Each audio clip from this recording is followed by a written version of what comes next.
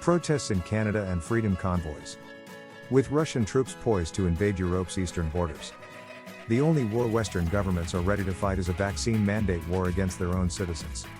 Police in Canada, France deploy snipers, tear gas against freedom convoys. According to headline news from Newsweek on the 12th of February, after 3 weeks of protests against draconian vaccine mandates closed parts of the US-Canadian border and protesters converged on Paris to shut down the French capital. Protesters used trucks and cars to physically block roads, calling themselves freedom convoys, in protest against vaccine mandates forcing people to be vaccinated against COVID-19. The Canadian freedom convoys were blocking a vital border crossing for goods, and a state of emergency was declared, followed by government intimidation and harsh warnings to disperse. The remaining demonstrators were arrested without much resistance. In France, the police used tear gas to end their freedom convoy.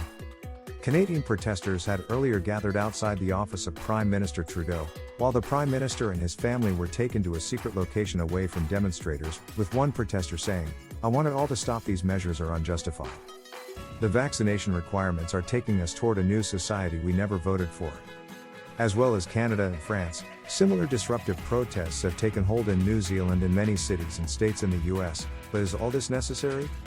COVID-19 vaccine mandates force citizens to get vaccinated or lose their jobs and/or their right to travel freely within and between countries. So far, 10.4 billion doses have been administered globally, but with considerable inequity, such that only 10.6% of people in low-income countries have received at least one dose. When vaccines were first introduced, they were shown to be highly effective at preventing COVID-19, but much has changed since the end of 2020 when vaccines started to be distributed. The virus has changed dramatically, and so has the epidemiological situation and the degree of worldwide immunity, since governments and health organizations around the world thought of mass vaccination as a means to control the spread of SARS-CoV-2 and replace other more disruptive measures that impacted the global economy so heavily. The first warning that vaccines might not be the answer to the pandemic was the Alpha variant with its mutations in the all-important spike protein, which reduced the effectiveness of vaccines, and along with this came the realization that immunity declines rapidly after 6 to 8 months of vaccination or natural infection. Then came another variant, Delta, and with it a more severe drop in protection from disease, and yet protection from symptomatic disease could still be considered good. But then, just as waves of Delta infections were peaking in most countries, a vastly more serious threat appeared.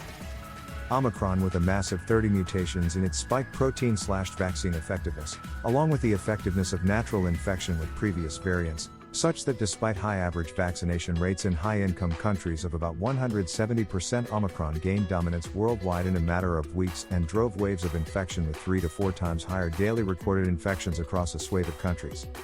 As the virus evolved more and more resistance to vaccine-derived antibodies, its infectivity kept rising and its incubation period kept getting shorter. The incubation period is very important because a short incubation period, 3 days on average for Omicron, means that an infected person is shedding a large amount of freshly replicating virus before they have knowledge of their infection. More importantly, this incredibly short incubation period means that the infected person's immune system has little time to bring the infection under control before secondary transmission to another person. Viruses such as smallpox and polio have been successfully controlled by vaccination, but they have much longer incubation periods. Vaccination may still have some effect on reducing secondary transmission, but the effect is small and the window of effectiveness is narrow in time, even with boosting by a third dose. Vaccination is still a valuable tool to reduce disease severity, but preventing the spread of SARS-CoV-2 by vaccination is like bailing out a sinking ship with a small bucket.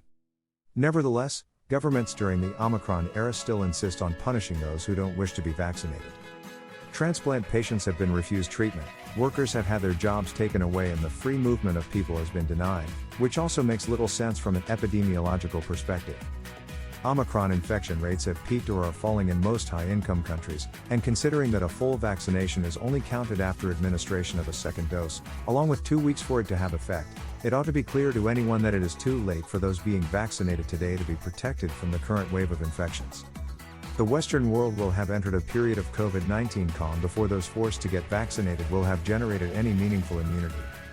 A great many will experience breakthrough infections, thus increasing the sense among those fearful and suspicious people that there is a conspiracy.